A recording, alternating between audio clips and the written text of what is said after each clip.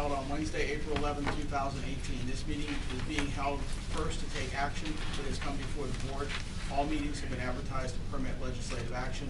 We will do a voting session first on the two items on the voting agenda, and we will adjourn that meeting and reconvene into the regularly discussed meeting. Will all please rise for the flag. I pledge allegiance to the flag of the United States of America and to the republic for which it stands, one nation, under God, indivisible, with liberty and justice for all. Public videotaping. The purpose of videotaping a meeting is for public information. The opinions expressed by any member of the public do not necessarily reflect the view or opinion of the Ambridge Area School District Board of School Directors and are solely that of the speaker. The Ambridge Area School District Board of School Directors hereby expressly disclaims any and all responsibility or liability for any false, defamatory, or slanderous statements expressed by the speaker. Any unauthorized rebroadcasting of any video, audio, or still image of the video recording of this meeting is strictly forbidden without the written permission of the Ambridge Area School District Board of School Directors. May I have a roll call, please? Mr. Angus? Here. Mrs. Fisher? Here. Mrs. Kehoe? Here. Mr. Kowal? Here. Mrs. Locker? Here. Mrs. Mylan? Here. Mrs. Pedigo? Here. Mr. Sass? Here. Mr. Weir? 8 members present. Thank you. Could I have the sunshine law, please? Section 708 of the Sunshine Law permits agencies to hold executive sessions to discuss employment and personnel matters, labor relations and arbitration matters, purchase or lease of real estate up to the time an option or agreement is obtained, litigation or potential litigation, and other agency business which, if discussed in public, would violate lawful privilege or would violate confidentiality laws. The Board of School Directors held an executive session prior to the meet and discuss workshop on April 11, 2018 to discuss employment and personnel matters. Thank you. Are there any amendments to the agenda items, which are the two under education and technology for this evening? If not, may I have a motion to accept the voting agenda as presented? Thank you. Do I have a second? Second. Thank you. All in favor? Aye. Any opposed? No presentation. Not this time. Public comment regarding agenda items only. At this time, district residents may come forward to comment on agenda items only. Each person must state their first and last name and address prior to speaking. Each resident will be allowed 3 minutes and can speak only once. The period for public comment prior to the standing committee reports will be limited to 1/2 hour. Although not required, board members desiring to address questions or concerns may do so after the residents' comment or questions or at the conclusion of the committee reports. There will still be an opportunity for residents to comment on any business relevant to the Ambridge Area School District under old and new business at the end of the voting meeting. This is time for public comment only on the items that are on the voting agenda for this evening. We'll have public comment on the rest of the agenda when we go back into the meet and discuss meeting. So, the two items that are up for vote are learning innovations and memorandum of understanding. Those are the only two that we have at this time. Okay, I'd like to make a comment about that, because I hadn't heard anything about it until I read about this earlier today. Was this discussed at a prior meeting? An unopened public meeting? No. This came to my attention, this is a federally funded grant. I understand. Proven reading strategy, and I think that the first contact I had with these companies was March 11th. Since then, we've been having some virtual conversations with them, met with the teachers, spoke with board leadership, and it's been in my capsule. So this is the first time that it's coming forward, but we're already behind the time frame. We're one of only 174 schools across the nation that's going to be part of this study. Right. I read about that online. So, but it didn't state, and this doesn't state that we're under a time constraint to do that, to decide whether or not we want to apply, right? Or get in on the program. The agreement had to be originally done by sometime in late March. The last day of March. So Okay, so you signed the agreement at the end of March. we did not sign the agreement. It's We have an sitting here. extension till tonight. Right. So you're going to vote on that. From what I read online, it sounds very interesting, but I did have some questions that probably would better be answered by somebody from the company. And so that's why I'm wondering about the process here, whether or not, and I know we're under a time constraint, that maybe you could give a presentation and tell the public more about exactly what's involved and how this program, this grant money and the program that's being funded will coordinate with the reading program that we currently have. How does it interface with that? And also secondarily, how does that interface with the intervention program that we really don't have? I can maybe we answer could it. have a I would little be happy discussion. to answer it because it's a very exciting program. Their statistics are showing a 94% increase in reading, and the goal is to get all third graders at or above grade level by third grade. Because those working with the kids in those primary levels is significant. So the big piece of this for the $20,000 that we use our Title I funding for is that they do both virtual and on-site professional development. They start before school starts. They come into classrooms, and they want to do that in May. That's why they want to get started. They want to come into our classrooms, see what our teachers are currently doing, how they can implement this program into what's already occurring. They do a brief 5 to 10 minute test, and it has to be a minimum of at least three times a year, but it can occur every month. Students are put into about 4 groupings, and there's a prescription for how much time they need teacher-directed small group instruction and either individual or small groups independent work. And there are minutes on all of that. Research says that students instructed in small groups are 4 to 10 times more successful. So the entire goal of this is to teach teachers how to instruct in groups in the classroom so that students are working independently, and then they can devote the time necessary to those small groups that they need. The prescription provides daily lesson plans. Our McGraw-Hill ELA series will be uploaded into the software along with our foundations, which is a supplemental reading package, along with another thing that we use is the Florida Center for Research, Florida Center for Language, I'm not sure what it's called, but they have activities prescribed for all grade levels and all skills. So you go in electronically to that day's lesson and the amount of time that you need, and it prescribes the unit, the page numbers, the activities for the direct instruction and for the small group instruction.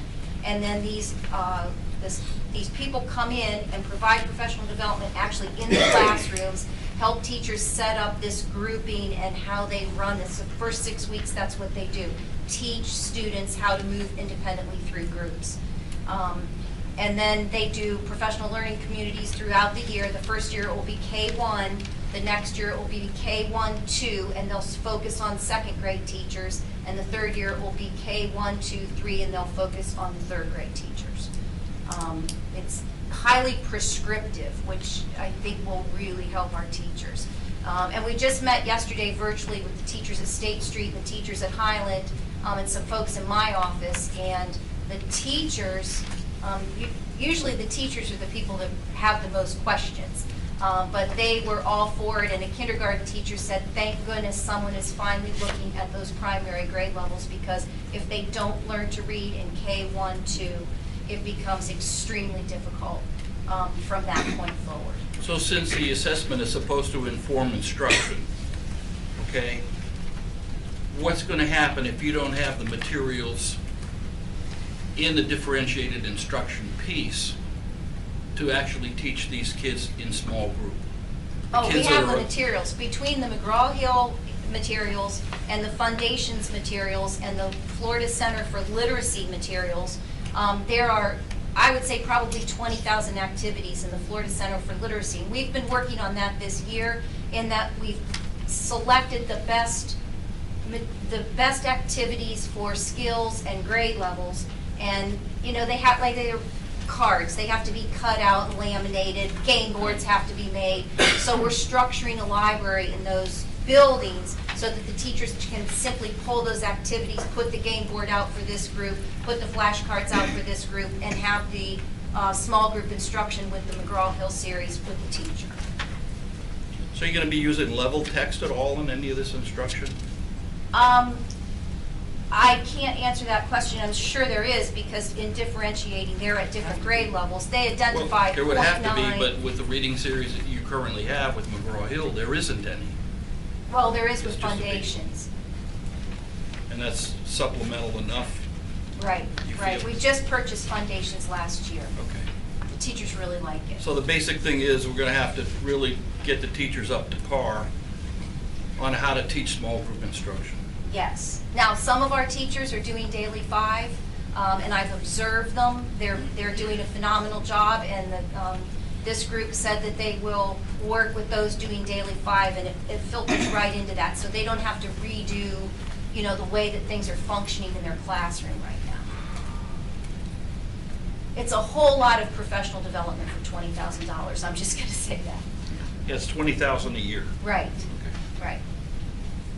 Thank you. Anyone else have any comments or questions regarding the voting items this evening? Is this for Highland and State Street? Yes. Okay, because my only question is on page 6, it just says State Street. On page 6, Yeah. I don't know, the packet, the service agreement.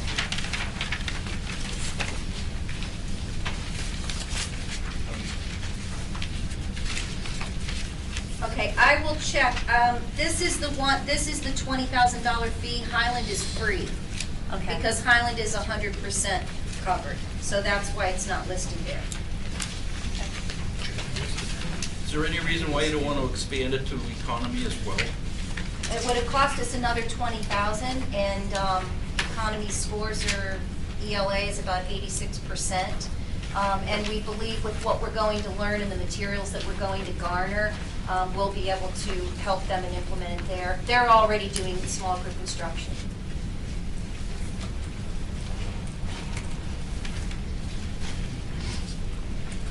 If there's no other comments from the public, we'll go forward with the legislative action.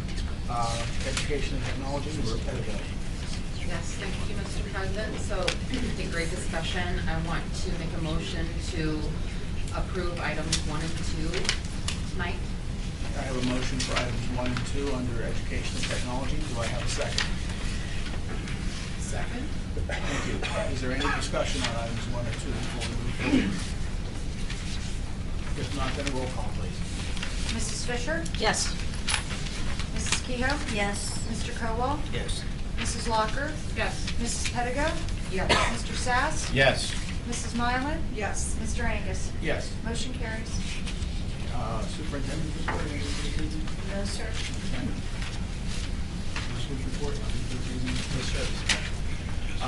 Old and new business, it's now time for old and new business. Any district resident who desires to comment on any business relevant to the Amherst Area School District should do so now and come forward. Each person must state their first and last name and address prior to speaking. Each person will be allowed 3 minutes and can speak only once. Is there anyone who would like to address any issues? Please. Marilyn Sullivan, Economy. I just joined the Beaver County Anti-Trafficking Coalition, and it deals with sex trafficking. And I just met an employee from the Women's Center of Beaver County, and they are doing education in schools. I asked them if they were planning on coming to Ambridge, and she didn't know anything about. At this point in time, they haven't planned to come to Ambridge. I'm wondering if that would be of interest to you, because they just finished up training in Freedom. I think they should go to all the schools in Beaver County, but this is a really serious problem. I don't think we know the magnitude of it, and especially with the cracker plant coming in and new hotels. And I also asked if Butler County had a coalition, which they don't. And it would be great if they did, and they, collaborated, because you've got all these hotels in Cranberry that, and there's a retired DA on this coalition, and he said they keep adapting whatever they can. They're almost like roaches. You try to fix one area, and then they find a way around it, but it's a really pervasive problem. And it's, they use social media quite a bit to do that. So I have the name and address of the person. High school principal. But you could use it in middle Thank you. school. I mean, it goes way Right. down, Instagram, all that stuff. So, Thank you. You're welcome. Anyone have anything else? If not, then I'll ask for a motion to adjourn the voting meeting.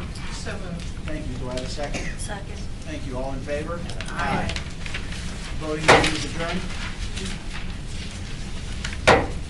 The discuss meeting of the Ambridge Area School District is held on Wednesday, April 11th, 2018. The meeting is being held to go over the agenda for the regular monthly school board meeting that will be held Wednesday, April 18th, 2018 at 7 p.m. at the High School Library Media Center.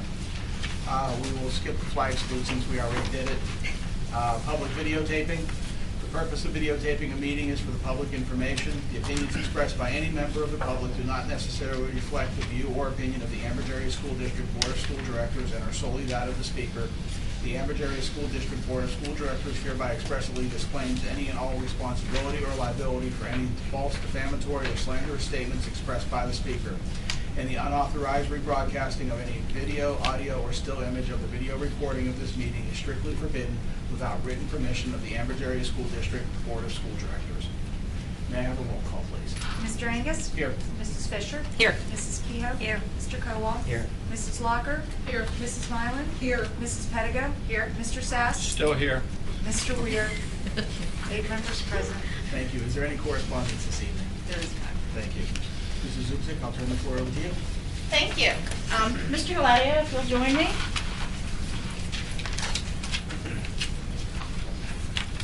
For those of you who don't know, this is Mr. Hilario.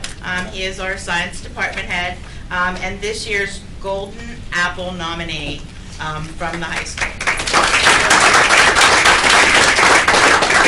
Just a little bit about Mr. Hilario.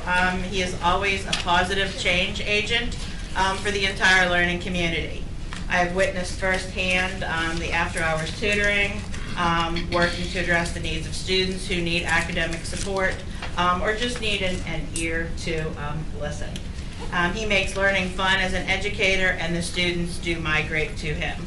Paul is also always taking on additional roles. He continues to be a leader as he mentors new department members that we hire as a district. He works with our alternative education program in the evenings, continues to support building staff as they work to master new technology programs and other district initiatives. Paul is still an infectious learner and has passion after 25 years of experience in this field. He has always worked enthusiastically and extremely well in any situation, putting the students' concerns at the front and center for a positive impact and a commitment to help them perform better. His consistent energy toward the learning environment has proven to be infectious as a benefit to his peers, administration, and students. Thank you, Mr. Hilario.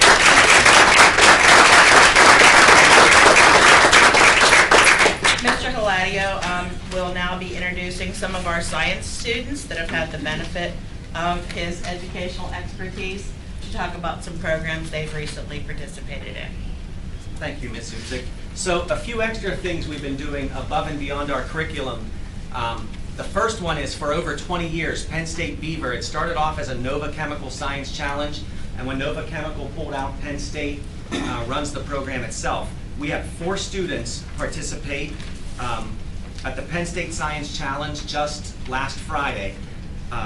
The students, if you're here, come on up. Ms. Zubczyk has certificates for you. Jethro Bell, Jacob Dunlap, Luca Hanisch, and Jacob Bodway.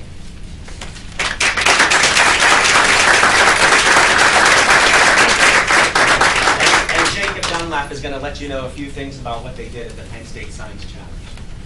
Which was your, please? You can address them. All right, good evening. My name is Jacob Dunlap, and I'm a junior here at the Ambridge Area High School. On Friday, April 6th, several of the school's students participated in the Penn State Beaver Science Challenge. At this event, sophomores Jethro Bell and Jacob Bodway, junior Luca Hanisch, and myself took part in completing several science labs in subjects such as biology, chemistry, and physics in a competitive atmosphere among approximately 15 other schools.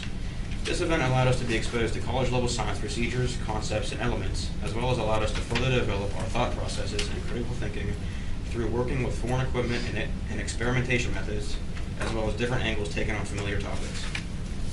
Without the thorough and personalized science curriculum that our school provides, we would not be able to partake in events such as this.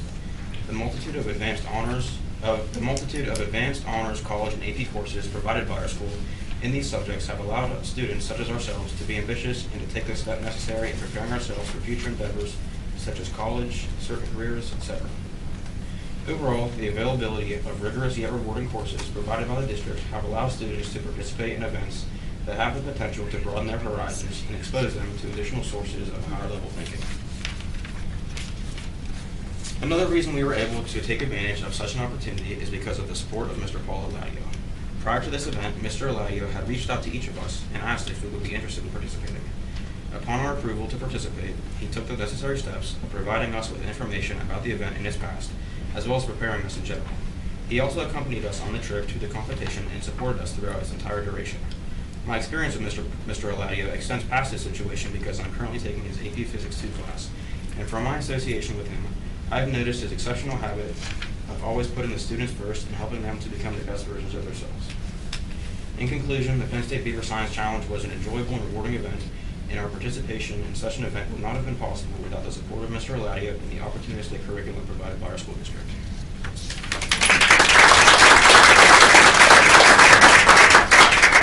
I have Jake in class. He's usually working problems. I've never heard him speak that much. He's always head down working. The next group of students, they attended the Westinghouse Science Honors Institute. And again, if you're here, come forward. Ms. Zubczyk has a certificate for you. That's Nicole Edwards, John Elliott, Alex Elwell, Dylan Pitts, Kieran Raha, Riley Sass, and Nicholas Wogan. And Riley is going to let us know what they did at the Westinghouse Science Institute. Good evening, my name is Riley Sass, and I'm also a junior here at Ambridge Area School District. I'm here along with Nicole Edwards and Kieran Raha. We're 3 of the 6 students that participated in the Westinghouse Science Honors Institute, WSHI, I refer to that as that. WSHI is a program where students are able to attend 13 lectures from roughly every Saturday morning at Franklin Regional. They do not accept everyone. We'll put in a short essay and they have to review your GPA. After 13 lectures, there is an optional exam at the end on the materials. Due to the exam being optional, it is to your benefit to take notes on the lecture. The exam ranges from true and false, multiple choice, and completion. Each speaker has a PowerPoint available to be printed out. That, as well as other notes, you are allowed to be used on the exam. Other than the new and interesting information, another perk to it is the money reward if you're one of the top 10 scores. This year, Mrs. Moon, our advanced chemistry teacher, recommended this opportunity. The 13 lectures range from stem cells, ACL repair, crime investigations, to the solar system. One of the positives to this program is the wide variety of topics. It allows everyone to get interested. It allows a broad knowledge of learning. It also can help further our careers by understanding more about the science field. Overall, we learned a lot from the program. From the 40-minute car rides, I can now confidently drive on the turnpike, to a wide variety of topics. We leave the program more experienced than we went into it. Thank you.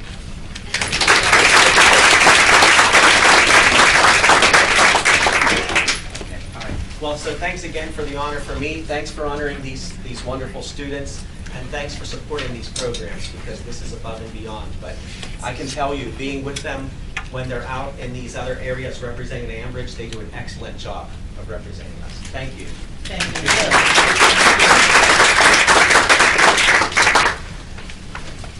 Are there any other presentations this evening? Yes, sir. Public comment. The meet and discuss meetings are open to the public. At this time, district residents may come forward to comment or ask questions on agenda items only. Each person must state their first and last name and address prior to speaking.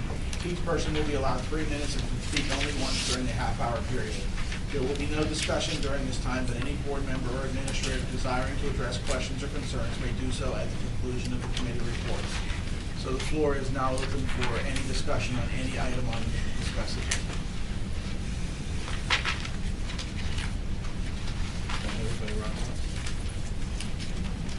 Okay. Nobody? All right. We'll move forward with the committee reports. Education and technology. Mr. Pettigo. Thank you, Mr. President. We have 9 items up for discussion this evening. First one is in regards to the middle school course of studies book. The second one is the high school senior projects. The third and fourth have to do with the high school course of studies and the course descriptions. Number 5 is JROTC program. 6 is Adventures in Education Club field trip. Number 7 is also a field trip to the National Academic Games. Number 8 is a JROTC participating in the Ambridge Area School District graduation ceremony this year. And number 9 is for the 2018 PAFPC annual conference. Any discussion? Item number 5, would somebody like to explain that, President? Janice wants to do that. I do. Let me get to number 5. It's JROTC. Currently we have students that attend the program from out of the district. Many of those students only attend during one period out of the day.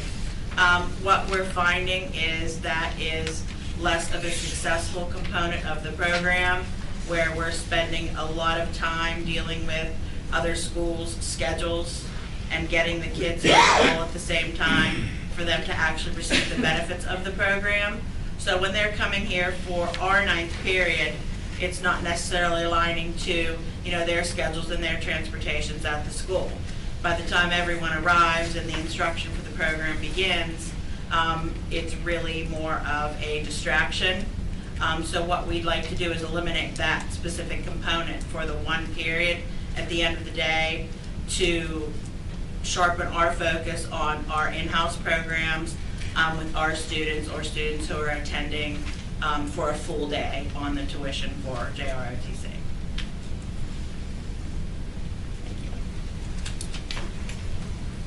Any other questions or comments? If not, then we'll move forward to finance and budget. Mr. Sass, please. Thank you. First, several items relate to the approval of monthly bills, salaries for the various funds, along with the construction fund and the related budgetary transfers to be presented. Item number 5 is a required change due to our change in healthcare consortiums from Beaver to the Allegheny County. It relates to how retirees are billed for services once they leave the school district. Number 6 is the traditional repository. Forgiveness of taxes. These are abandoned properties that are sold through sheriff's sale. Any questions on any of those? Number 7 is unique. It is a recommendation by the Finance Office to change our auditor of record to Hozak Speck. That audit would also include the annual real estate tax collector audits. If you remember, because of the Baden situation, the board wanted to have those real estate separate offices, which are elected officials, audited because of the significant amount of tax collections. These monies actually include the audit of those 3 tax offices on an annual basis. Any questions associated with 7? I do. Does our current auditor not have the capacity to do some of those functions? They have the capacity. However, since I've been here, I've had some reservations about the lack, I guess, of audit comments and recommendations that they put forth, and concerns about things that I've encountered since I've arrived that were not detected in previous audits. So I think the district would be better served with this firm because they have a strong reputation throughout Allegheny County and other districts that they primarily focus on school district and municipality audits. So I think that's the reason for our recommendation at this point. I think you're going to have a more thorough investigation and audit of the school district and what my office does, as well as what the real estate tax office is doing. Thank you. You're welcome. Other questions with number 7? Number 8 is the traditional awarding of various supply bids in anticipation of the next school year. They're enumerated below. With that, I have no other matters, Mr. President. Thank you. Any other discussion on finance and budget before we move forward? No. And building and grounds, Mr. Colwell? Nothing to report. Athletics, Mrs. Fisher? Nothing to report this evening. Public relations, Mrs. Mylan? I have one point of information. We are continuing to take nominations for our Hall of Honor. They are available on the district's website, and we will continue to take nominations through the end of April. Great, thank you. Steering and rules, Mrs. Kehoe, please. Item number 1 is policy 808, which is food services, and this is the third reading, and it was about establishing guidelines for payment of student school meals. Is there any questions on that? Item number 2 is policy 906, which was the public complaint procedure, second reading. That's for procedures for seeking appropriate resolution to complaints. Any questions on that one? Policy 626, procurement, is the second reading, and that's to approve the revised procurement procedure attachment. And then it has the following items there. Any questions on that one? Item number 4 is policy 103, non-discrimination in school and classroom practices. This is a first reading. This is to provide an equal opportunity for all students to achieve their maximum potential through the programs offered in the schools without discrimination on the basis of race, color, age, creed, religion, sex, sexual orientation, ancestry, national origin, marital status, pregnancy, or handicap or disability as presented. Are there any questions on that? Number 5 is policy 819, suicide awareness, prevention, and response. This is a first reading to protect the health, safety, and welfare of the students and school community, and to support a comprehensive district program to promote behavioral health and prevent suicide. Any questions on that one? Item number 6 is policy 103.1, non-discrimination, qualified students with disabilities. It is a first reading and is to ensure that all district programs and practices are free from discrimination against all qualified students with disabilities. Are there any questions on that? That is all I have this evening. Any other comments or discussion on items 1 through 6? If not, we'll move on. Legislative, Mrs. Kehoe? Nothing this evening. May we have the sunshine law, please? Section 708 of the Sunshine Law permits agencies to hold executive sessions to discuss employment and personnel matters, labor relations and arbitration matters, purchase or lease of real estate up to the time an option or agreement is obtained, litigation or potential litigation, and other agency business which, if discussed in public, would violate lawful privilege or would violate confidentiality laws. The Board of School Directors will now hold an executive session to discuss employment and personnel matters. The board will not return to take any legislative action. Okay. May I have a motion to adjourn? Thank you. Second? Second. All in favor? Aye. Any opposed?